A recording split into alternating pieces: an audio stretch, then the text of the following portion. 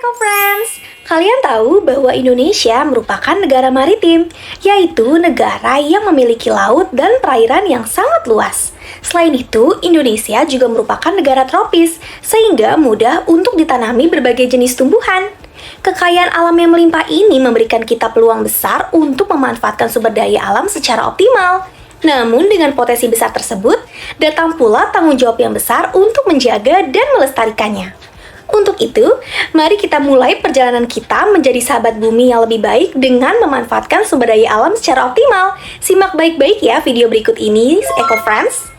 Melalui video pembelajaran berikut, kita akan bersama-sama mengeksplorasi kekayaan alam Indonesia yang luar biasa.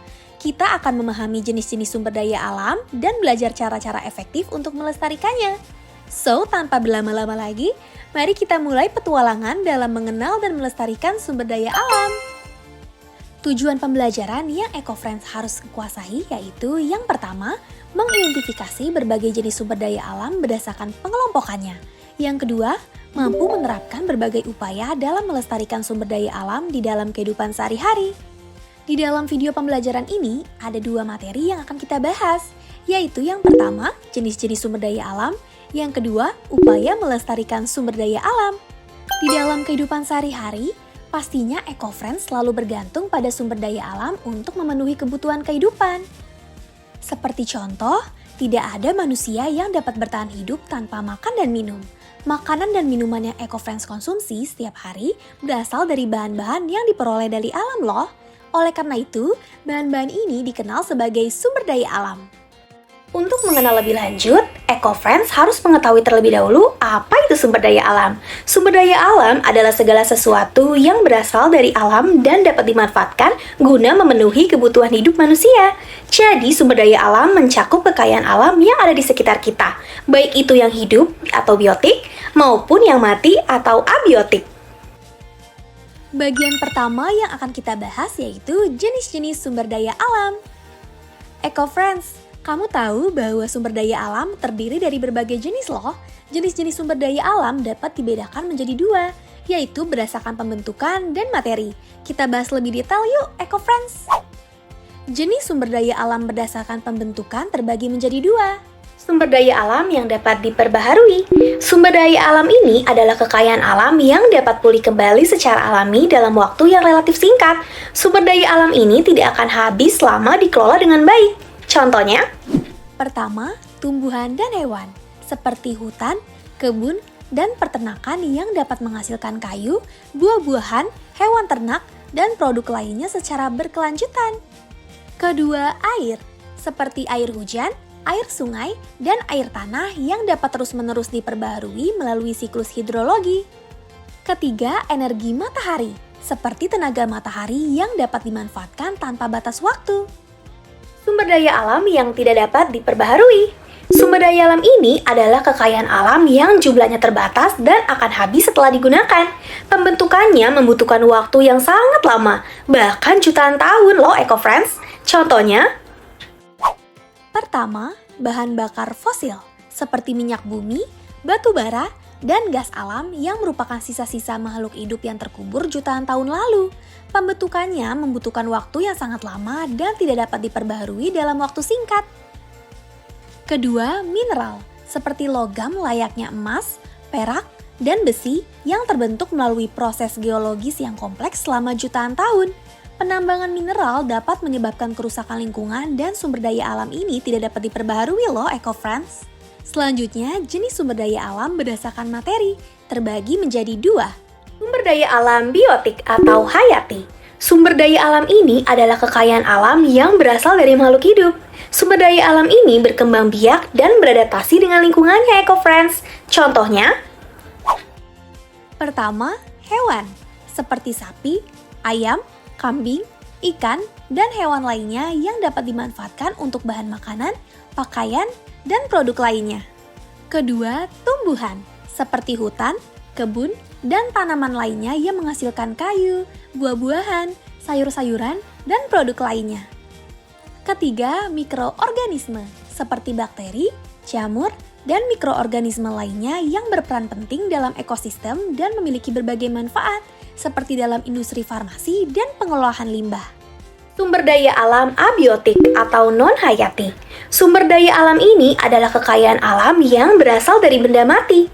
Sumber daya alam ini tidak dapat berkembang biak dan tidak beradaptasi dengan lingkungannya, eco-friends.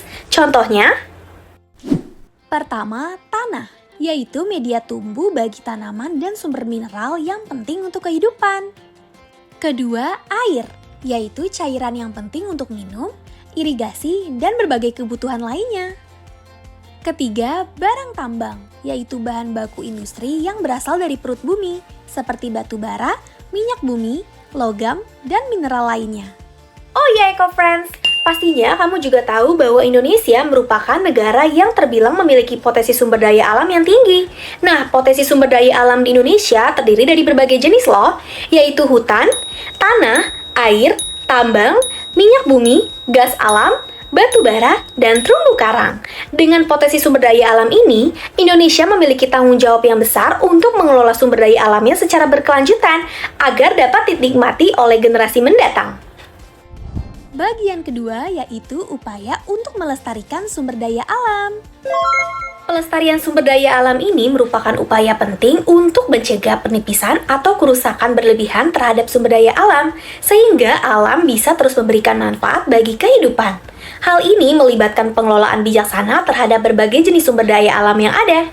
Dengan menerapkan berbagai upaya pelestarian ini, eco-friends dapat berkontribusi dalam menjaga kelestarian lingkungan dan menjamin ketersediaan sumber daya alam untuk generasi mendatang. Yuk simak beberapa contoh upaya pelestarian sumber daya alam yang diterapkan oleh eco-friends. Pertama, hemat air. Hemat air adalah praktik yang bertujuan untuk mengurangi penggunaan air sehingga dapat mengoptimalkan penggunaan air tanpa pemborosan. Contohnya seperti menutup keran air saat tidak digunakan, mandi seperlunya, dan menggunakan air bekas cucian untuk menyiram tanaman. Kedua, hemat energi. Hemat energi adalah upaya untuk mengurangi penggunaan energi secara bijaksana. Contohnya apa sih, eco-friends? Yaitu mematikan lampu saat tidak digunakan, menggunakan peralatan elektronik yang hemat energi, dan beralih ke energi terbarukan seperti energi matahari. Ketiga, penghijauan. Penghijauan adalah usaha untuk meningkatkan jumlah vegetasi dan mengurangi dampak negatif perubahan iklim. Contohnya seperti menanam pohon di sekitar rumah, sekolah, dan lingkungan sekitar. Hal ini penting karena dapat membantu menjaga keseimbangan ekosistem, menyediakan habitat berbagai jenis makhluk hidup, dan mengurangi erosi tanah. Keempat, daur ulang. Daur ulang adalah proses mengubah barang bekas menjadi barang baru atau material yang dapat digunakan kembali. Hal ini penting karena pengolahan bahan baku baru untuk memproduksi barang tersebut dapat menguras sumber daya alam dan menghasilkan limbah yang merusak lingkungan. Contoh dari daur ulang yaitu sampah plastik, kertas, dan logam yang dapat didaur ulang oleh eco-friends. Terakhir yaitu partisipasi aktif dalam pelestarian lingkungan. Partisipasi ini adalah sebagai bentuk keterlibatan aktif dalam kegiatan menjaga lingkungan. Contohnya apa sih, eco-friends? Yaitu mengikuti kegiatan bersih-bersih lingkungan, menanam pohon bersama, dan mengikuti kegiatan edukasi mengenai pelestarian lingkungan.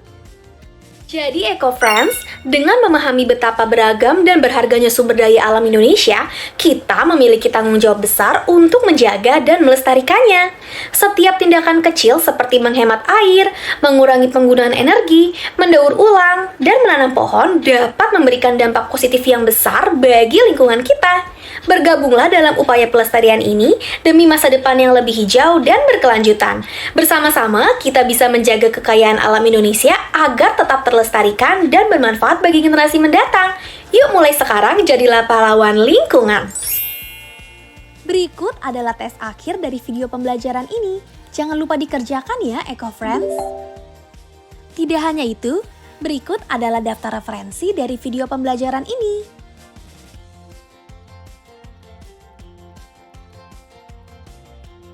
Sekian video pembelajaran mengenai sumber daya alam, jenis dan upaya pelestariannya. Semoga video ini bermanfaat ya, eco-friends. Terima kasih dan sampai jumpa.